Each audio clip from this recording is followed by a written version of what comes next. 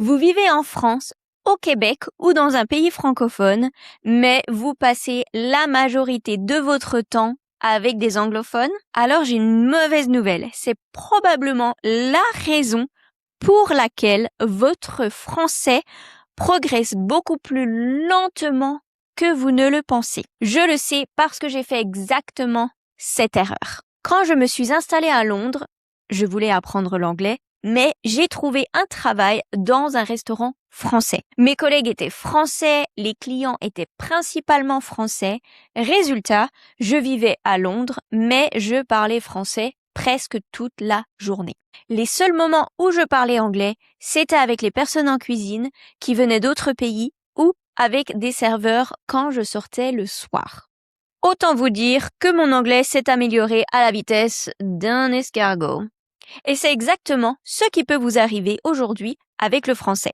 S'intégrer dans un nouveau pays, c'est déjà difficile, mais s'intégrer quand on ne parle pas la langue couramment, c'est encore plus compliqué. Si vous travaillez dans une entreprise internationale où tout le monde parle anglais, ou si tous vos amis sont anglophones, vous avez très peu d'occasions de pratiquer le français. Le problème, c'est que tant que vous restez entouré de personnes qui parlent votre langue maternelle, votre cerveau n'a pas vraiment besoin de faire l'effort de parler français. Vous comprenez de mieux en mieux. Oui, vous apprenez du vocabulaire, mais vous ne développez pas le réflexe de parler français. Je m'en suis rendu compte plus tard quand je suis partie vivre au Canada dans la partie anglophone. Alors certes, j'avais déjà passé 2 ans en Angleterre et je pensais que mon niveau était super bon, mais en fait pas du tout. Je travaillais avec une collègue française, mais le reste de l'équipe était anglophone. Et au début, je comprenais presque tout ce qu'on me disait, mais quand il fallait répondre, c'était une autre histoire. Si vous êtes comme moi, si vous aimez discuter, rencontrer des gens ou raconter des histoires, vous savez à quel point c'est frustrant. Je répondais souvent par des yes, ok, I don't know, I don't understand. Mais c'était pas assez. On fait pas une conversation avec ça. Mes collègues étaient sympas, mais les conversations s'arrêtaient vite parce que je ne pouvais pas aller plus loin que ça ou je ne pouvais pas vraiment participer. C'est à ce moment-là que j'ai compris que si je voulais m'intégrer, je devais arrêter d'attendre que mon anglais devienne parfait. J'ai commencé par quelque chose de très simple. J'avais plusieurs colocataires, tous anglophones. J'ai choisi celle qui me semblait la plus patiente et la plus sympathique. Et j'ai commencé à lui parler un peu plus chaque jour en anglais. Elle m'aidait quand je ne trouvais pas mes mots, elle me corrigeait avec bienveillance et grâce à elle, j'ai commencé à me détendre. Ensuite, une de mes collègues m'a aidé à améliorer ma prononciation.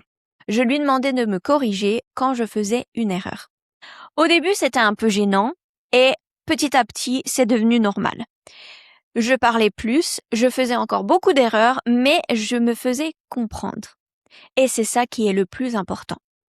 C'est pas la perfection, mais la communication. J'ai aussi commencé à proposer des sorties à certains collègues, un verre après le travail, un apéro, une balade, même en petit groupe, j'étais obligée de parler anglais. C'est là que j'ai vraiment vu mon niveau s'améliorer. J'ai vraiment progressé. J'ai senti que ça y est, ça rentrait. Et ensuite, j'ai participé à des activités, des cours de sport, des événements, même si je ne connaissais personne. Parce que quand personne ne parle votre langue maternelle, vous êtes en immersion complète et vous êtes obligé de communiquer dans cette langue que vous apprenez. C'est exactement ça que je vous conseille de faire avec le français. Si vous êtes entouré d'anglophones, cherchez une activité que vous aimeriez faire en français. Une activité que vous aimez en général, mais faites-la en français. Ça peut être un cours de danse, un club de randonnée, une association, un atelier de cuisine, un groupe de conversation, peu importe. L'important, c'est que ce soit une activité que vous aurez envie de faire régulièrement. Parce que c'est pas une seule soirée qui va tout changer, c'est pas une seule sortie qui va tout changer, mais c'est la répétition. Au début, vous allez peut-être parler très peu. Vous aurez peut-être l'impression d'être la personne la plus silencieuse du groupe, mais c'est normal. Vous continuez quand même. À chaque conversation, votre cerveau va devenir un petit peu plus rapide à la compréhension et à la communication, à l'oral. À chaque erreur, vous allez apprendre quelque chose. À chaque rencontre, vous allez gagner confiance en vous. Si vous voulez parler français couramment, ne vivez pas seulement en France. Vous vivez en français. Il faut que vous viviez en français.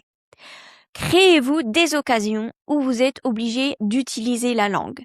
C'est très inconfortable au début, mais c'est vraiment ça qui fait la différence. Dites-moi dans les commentaires, est-ce que vous vivez dans un pays francophone aujourd'hui et est-ce que vous passez plus de temps avec des francophones ou avec des anglophones? Dites-moi, j'aimerais beaucoup connaître votre expérience.